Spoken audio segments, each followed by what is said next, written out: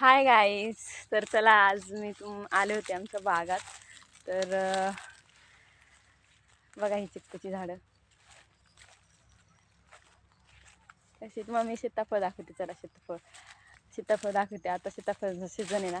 कोणाला आवडतं सीताफळ.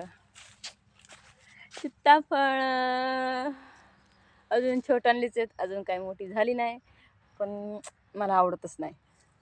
हे बघा कसे लागले ते बघा, आहे का.